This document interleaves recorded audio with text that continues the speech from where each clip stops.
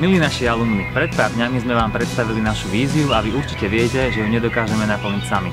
Preto sme sa rozhodli, že v kanáne vytvoríme tvorivé skupiny. Každá z nich bude mať vlastného šéfa. Ten si zostaví svoj tím, ktorý mu bude pomáhať. Jednou z takých skupín bude akademická tvorivá skupina. Bude pre nás organizovať semináre, prednášky alebo čítacie skupiny.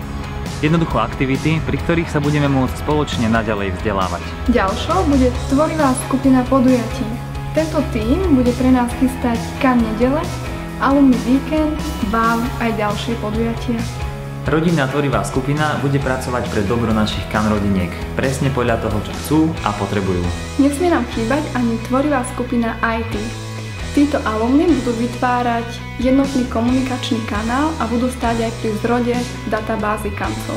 Duchovná tvorivá skupina nám prinesie svetenie nedele, duchovné obnovy či spoločné modlitby a bude sa starať o to, aby náš duchovný rozvoj nezaostával za tým intelektuálnym. Tvorivá skupina osobnostného rozvoja nám prinesie tréningy praktických zručností, vytvorí priestor pre zdieľanie vedomostí a bude sa tiež starať o expertný mentoring. Kultúrna tvorivá skupina nás bude pozývať do divadla, do kina, na koncerty a výstavy. Budeme sa môcť spoľahnúť, že na kultúru máme vždy parťáka. V zdravom tele, zdravý duch. Športová tvorivá skupina nás bude verbovať na túry a športy, a to v každom ročnom období. Vytvorili sme aj špeciálnu cezpoľnú tvorivú skupinu, ktorá bude hlasom tých z nás, ktorí nežijú v Bratislave. Chceme tak docieliť, aby sa aj mimo Bratislavčania cítili v kanáne ako doma. Ďakujeme vám a tešíme sa na stretnutie s vami.